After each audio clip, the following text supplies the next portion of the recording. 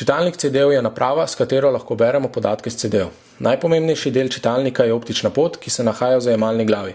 Optična pot je sestavljena iz diodnega laserja, leče in fotodiod in leži na kovinskem ogrodju, ki se ob zaprtju čitalnika dvigne. Nad ogrodjem je pladenj za CD, pod ogrodjem pa elektronsko vezje, ki nadzira delovanje čitalnika.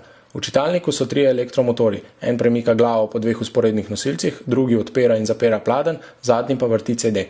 Nad motorjem za CD je okrogla, prosto se vrteča magnetna zaponka, ki se ob dvigu motorja z njim stakne in tako drži CD na mestu. Ko vstavimo CD v čitalnik in zapremo pladenj, se preko vzvoda dvigne ogrodje z motorjem, ki začne vrteti CD.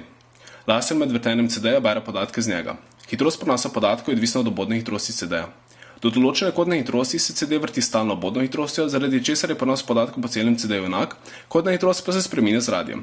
Pri višjih kodnih hitrostih obstaja nevarnost poškodbe CD-ja ali čitalnika, zato se CD začne vrteti s stalno kodno hitrostjo.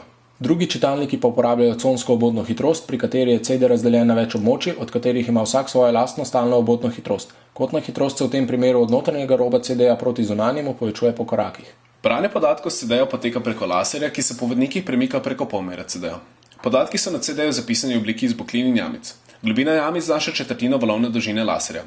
Pot, ki jo pravi žarki od laserja do izbokline in nazaj, je zato za polovico valovne dolžine krajša v primerjavi žarki, ki zadenejo jamico. Faza žarkov na izboklini se zamakne. Ker je fazni zamik ravno pol periode, žarki destruktivno interferirajo in se izničijo. Če vsi žarki zadenejo izboklino ali jamico, je dolžina njihovih poti enaka, zato med njimi ni faznega zamika.